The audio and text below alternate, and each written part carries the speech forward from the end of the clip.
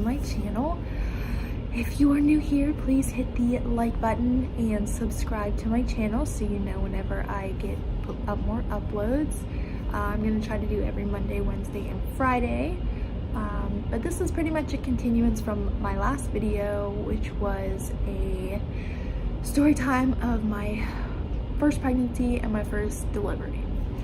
And that was with my first daughter, Sienna, and now I'm going to talk about my second pregnancy and delivery story, which is a little bit crazier than the first one. So with my second pregnancy with Harley, as you could probably tell by the title, I did not know that I was pregnant with her for a long time, but I will get to that more in the middle of the story.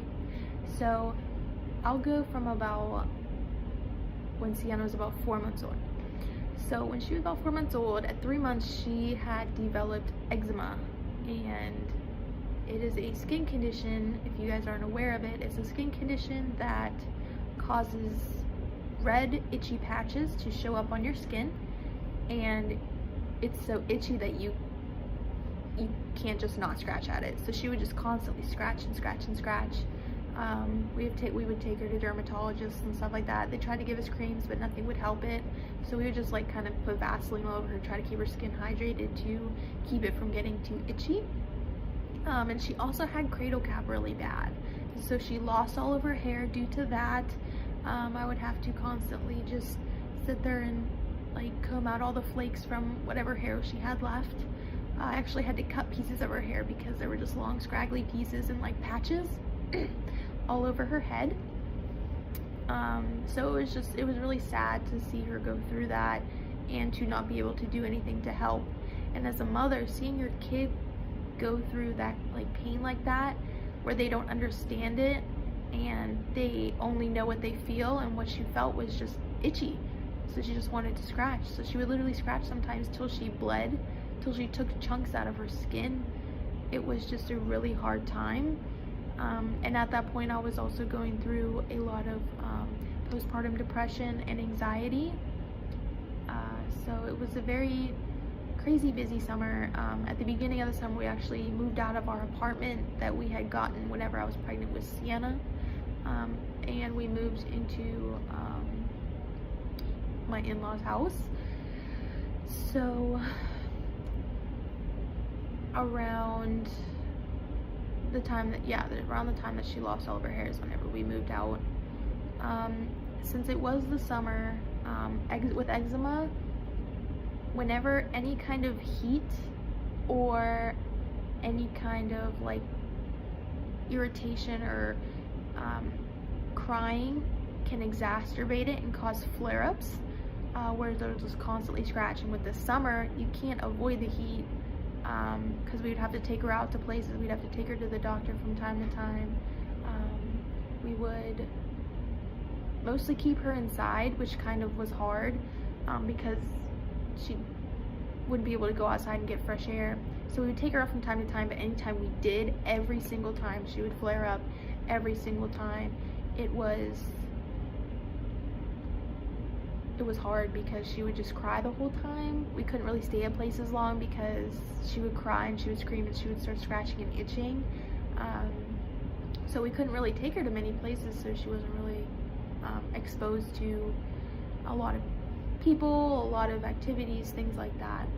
So at that time, I was also working. So I was a full-time worker, and then I would come home and take care of my daughter. So the whole entire summer, that was what I was focused on. It was working and then Sienna, working and then Sienna, because it kind of helped me to forget the postpartum depression and anxiety. If I had something to focus on, then I would just forget about it. And that's what I did. I put all my energy into her and working, and also trying to keep where we were staying really like clean, and try to keep the laundry done, and try to get food on the table. Sometimes I wouldn't be able to accomplish all of that. If you're a mom, then you know it is hard to try to keep up with everything, especially if you're a working mom, because you don't have much time to do it. and then you don't want to like run the dryer and stuff whenever the baby's sleeping because it can wake them up, especially with Sienna. She would wake up with a drop of a pin would wake her up. She had a horrible sleeping habit, so I wasn't getting much sleep to begin with. So I started to realize that it was taking a toll on me. I had to go to the doctor for a regular physical, and whenever they checked my weight, that's what kind of really shocked me and showed me that it was getting pretty bad, because since I was so focused on those two things, I would go to sleep without eating because I was so tired, and I would just kind of ignore that I was hungry just because I was just so tired that I just would just go to sleep without eating. So I was 99 pounds at the beginning of the summer, and so I would try to work on it. I would try to remember to eat before I went to sleep, but sometimes putting Sienna to sleep would take so long that I would just fall asleep with her. So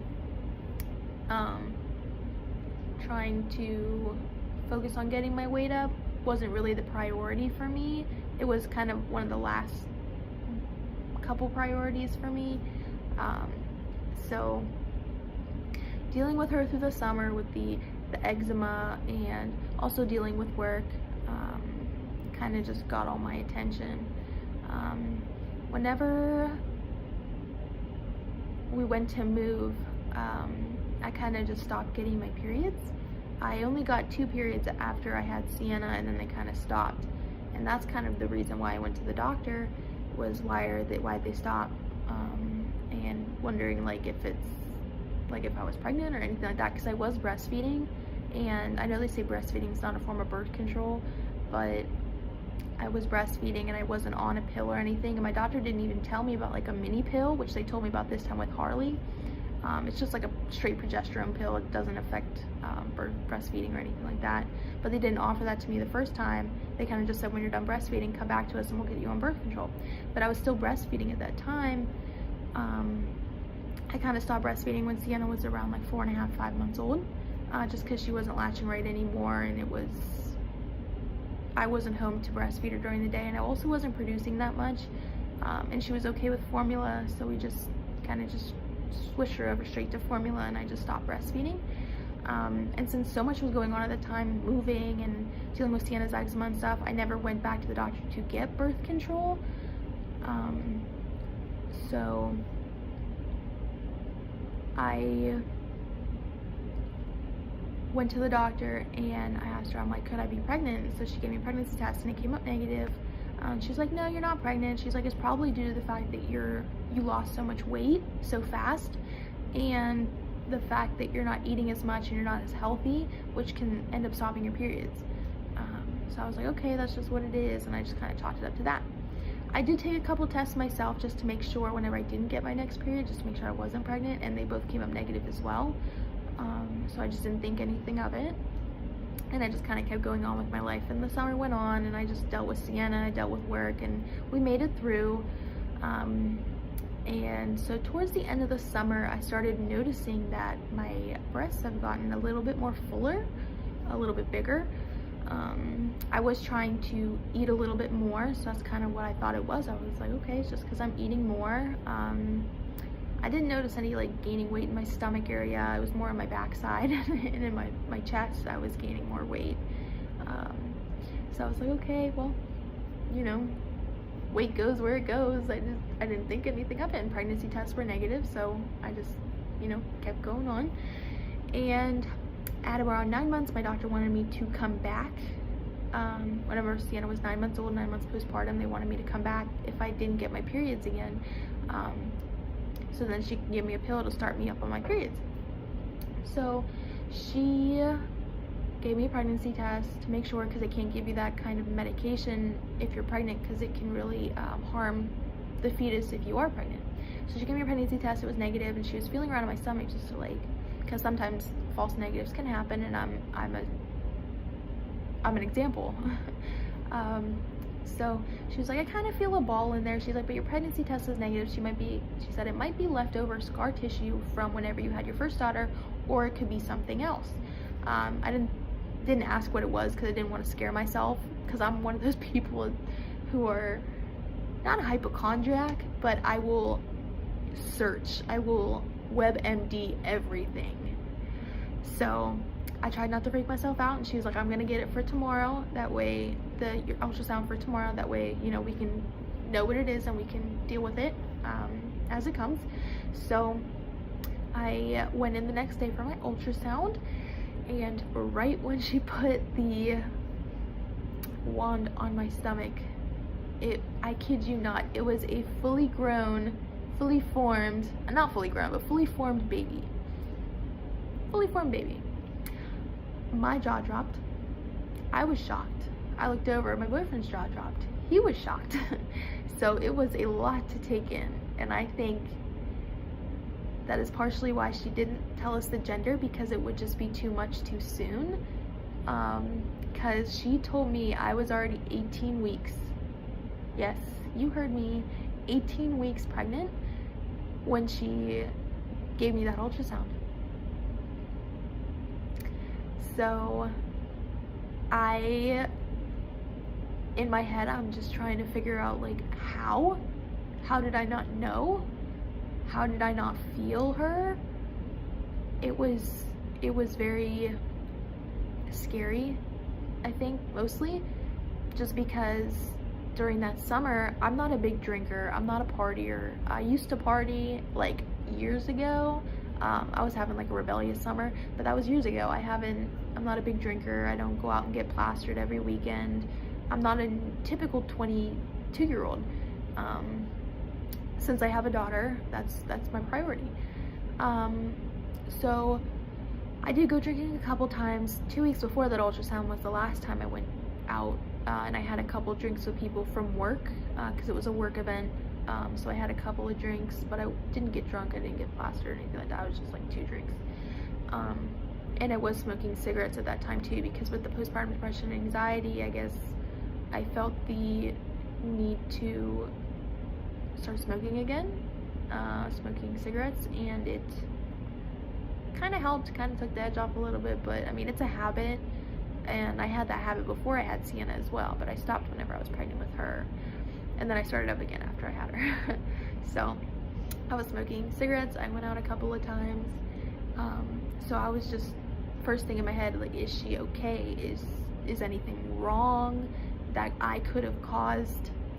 So I booked an appointment for 2 weeks from then to get the anatomy scan, because they don't want you to get an anatomy scan until you're like 21 weeks. So whenever I was 20 weeks, I went in for an anatomy scan, and my boyfriend and I talked it over, and we wanted to do a gender reveal for the second baby. So our idea was to get I made a paper mache baseball, and I crushed up blue chalk and I crushed up pink chalk, and I gave the envelope that the ultrasound tech gave me to one of my friends from work, and I gave her the softball and the powder, and she was just gonna fill whatever color it was and put it in the ball. And she told me that everything was fine with the baby, nothing is out of the ordinary that she can tell. And so that in itself was such good news to hear. Since I didn't know for so long, I was doing things I shouldn't have. So that really took a lot of the weight off my shoulders that I was carrying around for those 2 weeks before that appointment, because finding out that you're pregnant and then how far along you are, it was a lot to take in. And then that was one of the first things in my head. I was like, oh my god, I went drinking 2 weeks ago. So hearing that she was okay was very, very good news to hear.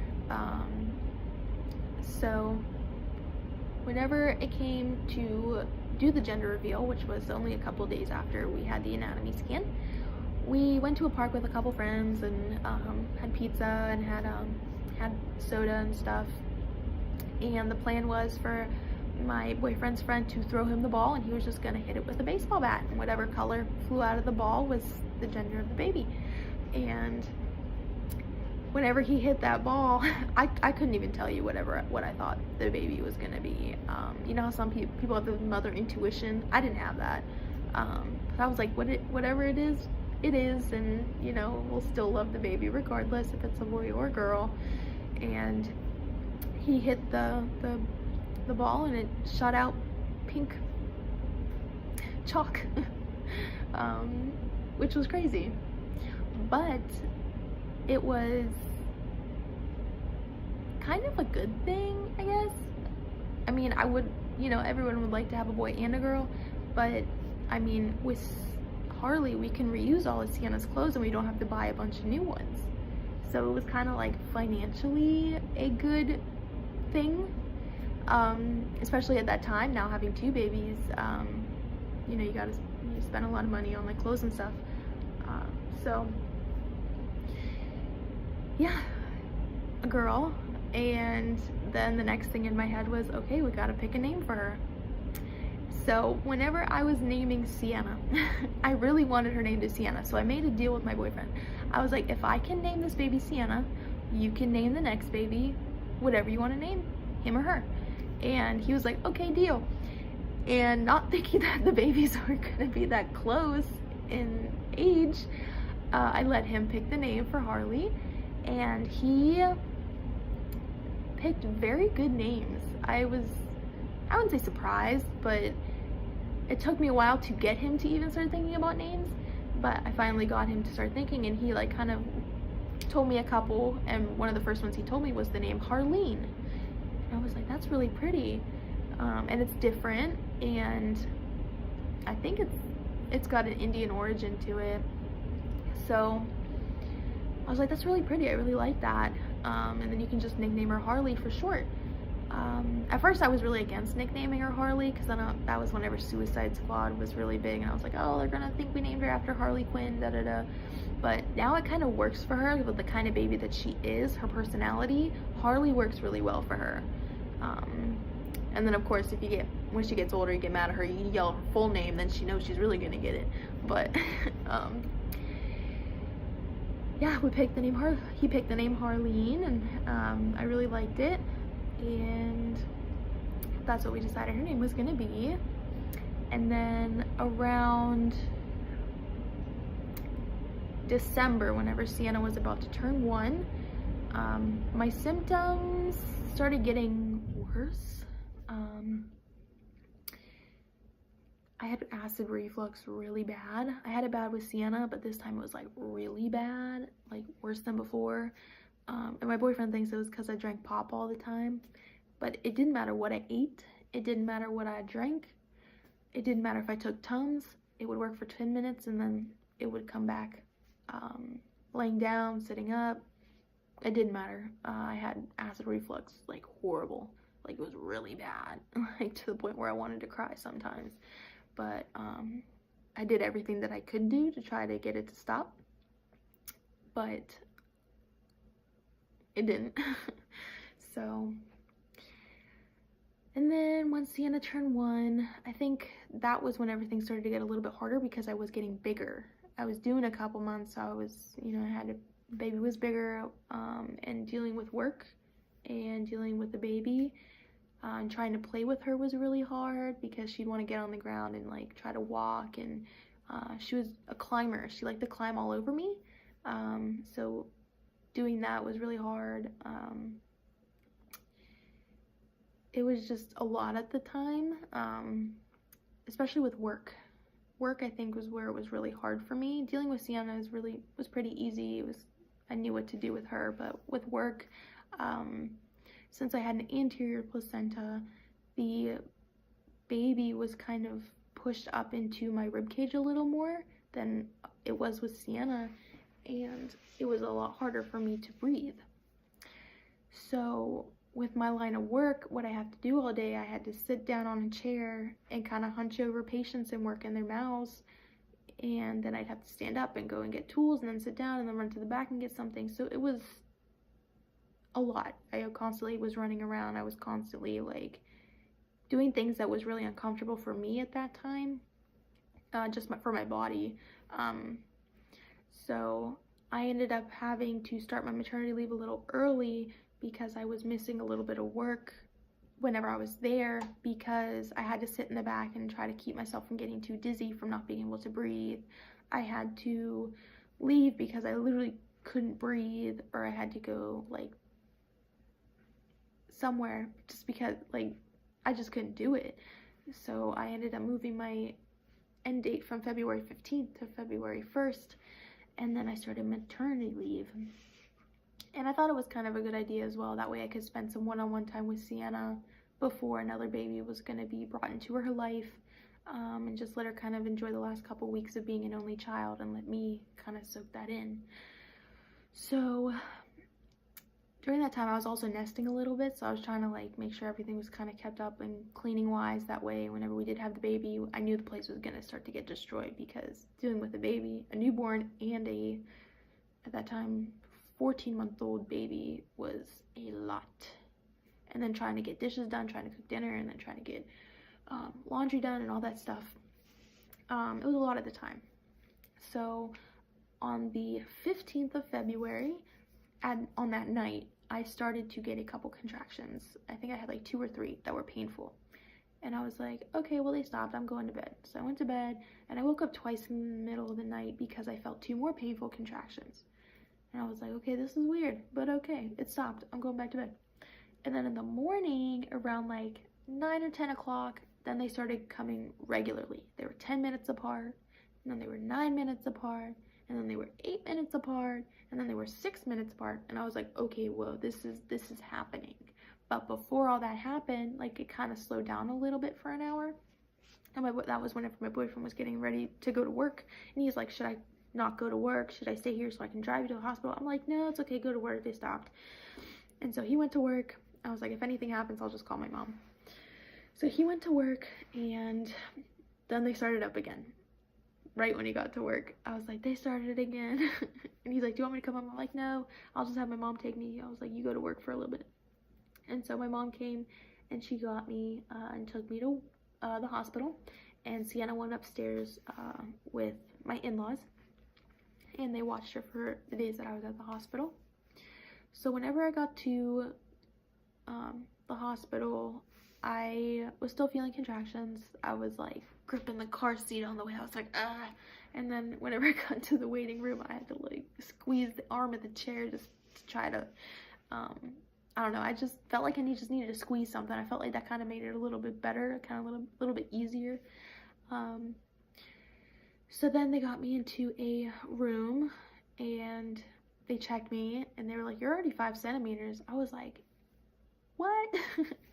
So that was around like 12-ish, 12 or 1. They checked me, and I was 5 centimeters. And then they moved me into a room.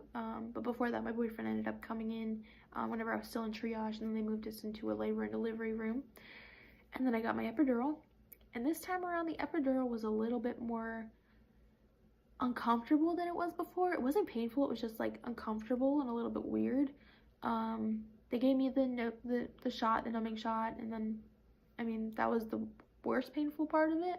And then whenever they were putting the tube in, he said like there was something that they push it through that's like cartilage, and he said some people's is more solidified than others, and I guess mine was more solidified, and he said he like had to really punch it through there to get it through, and I could feel it. It was just pressure, it wasn't pain, but it was a weird feeling.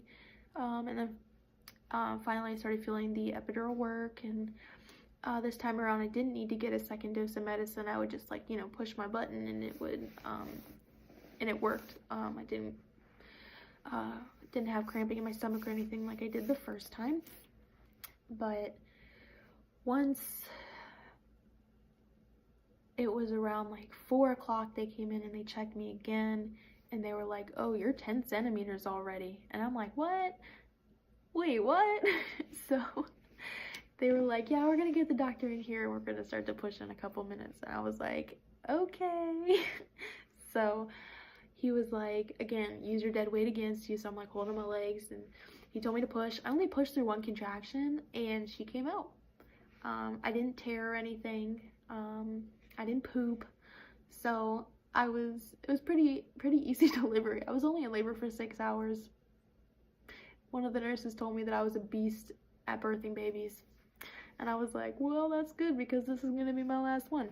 So then they put her on my chest, and when I looked at her, she looked 100% exactly like Sienna. Exactly. But with more hair. when I saw all of her hair, I was like, I knew that acid reflux wasn't going to be for nothing. So she had so much hair. She still has so much hair. It's pretty crazy. She's about 9 weeks old now. She's a very happy baby. The first couple weeks were really hard though. At the hospital, everything was good. Whenever she was born, she was 6 pounds, 12 ounces, 20 inches long. She was born on February 16th at 4:24.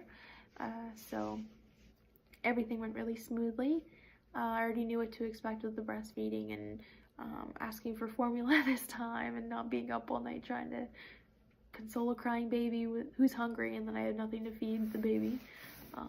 So that didn't happen this time. But when we got home, that was the real challenge because Sienna was having no part of having a little sister. No part. She was not happy. She was crying and whining all the time. Anytime I went to go pick up Harley, she would cry and she would want to be held. And it was just really hard the first 2 weeks. She wouldn't sleep. Trying to deal with both of their sleep schedule at first was really hard. I don't think I slept for like 2 or 3 days, 4 days, a week. I don't even remember.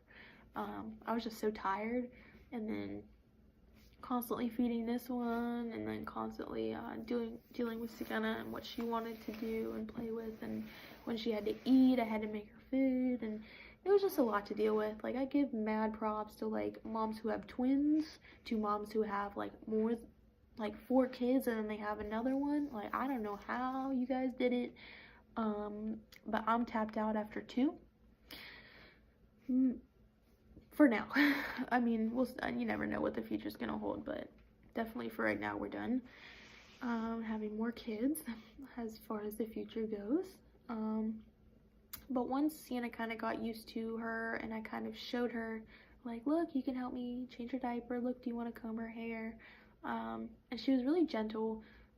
She kind of like would poke at her features on her face a little bit, but that was like as mean as she would, not like mean, but that's as like, you know, as much as she would get to like close to hurting her. Would be just like poking her in the eye or like trying to put her finger in her nose or something like that. But I'm always like around, like watching her and supervising her around her. So, and now she's really good with her. Sienna loves her little sister, and Harley loves Sienna. Every time Harley sees Sienna, she smiles and she giggles and she laughs. And Sienna is always like, baby, baby, and she always goes up to her little crib rocker and she like looks at her and like pokes her tummy and plays with her little feet, and it's just so cute to watch them together. Like, my heart like is overflowing with how much I love these 2 little babies, and I'm so blessed to have them, and I just want to give them the world. I want to work so hard to give them everything that they deserve. And yeah, I'm looking forward to what the future holds, to see how Harley grows up, to how her demeanor is, how her personality is. As of right now, I can tell that she's just a very happy baby. Everything makes her smile. You can sit there and just say hi, and she just smiles. Like, it's just the cutest thing ever. She's so strong. Like, if I'm like sitting there burping her, she'll pick her head up and she'll look at me while I'm trying to burp her. I'm like, no, put your head down. She's like, no, I'm gonna keep my head up. And I'm like, girl, just do your thing. As long as you burp for me, I'm okay. And she'll even put weight on her legs. If I'm sitting there holding her, she'll put weight on her legs. Like, she is so strong. Like, I know Sienna started to do a little early, but Harley started to do it like 5 or 6 weeks. She wanted to put weight on her legs. I don't know if that's like early or not. Like, if you're a mom and that happened to you a little bit early like that, you comment below and let me know. But yeah, I'm really happy, and I couldn't ask for 2 more perfect babies. I just can't get over how much they look alike. And I kept telling my mom when I was pregnant, I was like, I can never imagine a baby that doesn't look like Sienna. Like, I can't imagine a baby that doesn't look like Sienna. Because I know some people, like, they'll have the same parents, but they'll look completely different. But not in this case. They looked identical. I look back at pictures of Sienna, whenever she's Harley's age, and it's uncanny how much they look alike. The only difference in their feature is Sienna has my chin, Harleen has my boyfriend's chin, and it's got like a dimple in, like a little butt chin. But either way, it's so cute, and I just love them so much. And I thank you guys for watching this video. If you liked it, please give a thumbs up. And if you haven't already, please subscribe to my channel. I am new on here. I will be posting every Monday, Wednesday, and Friday. And yeah, you guys have a wonderful night. Peace.